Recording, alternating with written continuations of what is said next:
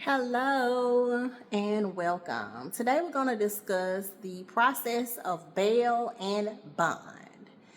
Okay, so starting at the very beginning, if you get arrested for a charge, you are booked into a jail and they end up taking you for a first appearance slash bail hearing. If the offense that you are being charged with is bondable, you will be set a bond. Now, when you're set this bond, for example, we'll say $20,000. If you don't have any holds for any other agency or another state, that agency will let you bond out of jail.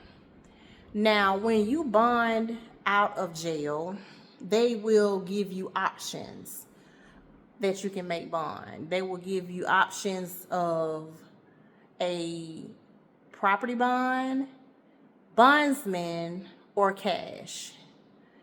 And with a bondsman, they charge about 15% of the total amount of the bond. And the bondsman, he'll make you sign some agreements. You sign the agreements and he'll tell you your court date. They'll send you something in the mail for court. Or if it's a misdemeanor case and you have to appear in court quickly, they'll give you that actual court date right then. But if it's a more serious charge and it's going through a different court, such as Superior Court or State Court, they'll send you something in the mail when your court date approaches. So watch the mail. Now, the property bonds, you have to own property within the county in which you are trying to make bond in. The property doesn't have to be in your name, but it has to be in whoever's name is going on the bond for you. And if you don't show up for court, they can take that person's property. So the bond amount the amount of the property has to meet and exceed. I'm gonna say meet and exceed because it's really based off of what the sheriff of that county says. He could accept that amount for the property or he could double it. So it just depends on what that sheriff in that county decides that he wants to do. Or cash bond. Cash bonds are the total amount cash. In most jurisdictions, if you pay the total amount cash, you're supposed to get it back at the time of court. All jurisdictions, they don't work that way, but in most areas they do. And I'm speaking on the state of Georgia right now. And then also you have a bond called an OR bond. OR bond stands for on recognizance. That's usually given to people that have very strong ties to the community, that the sheriff of that county decides that, hey, Billy Bob, he's not going anywhere. He doesn't, I trust Billy Bob to come back to court on this day, and I'm just gonna go ahead and let him come back on his own. I'm gonna trust him in that. OR bonds are usually pretty effective, and the person usually comes to court. But I mean, of course, in some cases, people don't come to court and then they end up getting warrants because they didn't come and they get arrested again.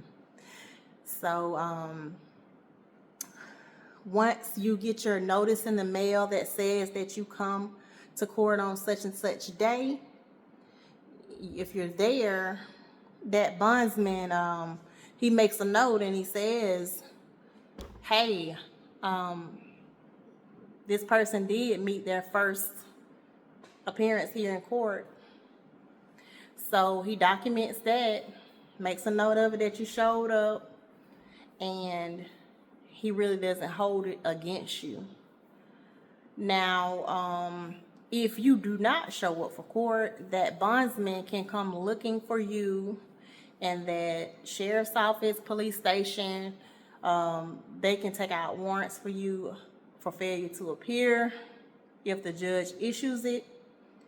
They can take out more warrants. They'll put those in a computer system, and they will pick you up if you don't show up for court. So keep in contact with the courts in that jurisdiction and keep a good address on file so that they know how to contact you when it's time for court. Also be in contact with your bondsman constantly. Some bondsmen just require you to call them once a week or check into some type of telephone system so that they know that your information is current. Let me see, am I leaving anything out? I think that's about it for the bonds. If you have any questions or anything, feel free to comment. If I left anything out and you have a question, just feel free to comment.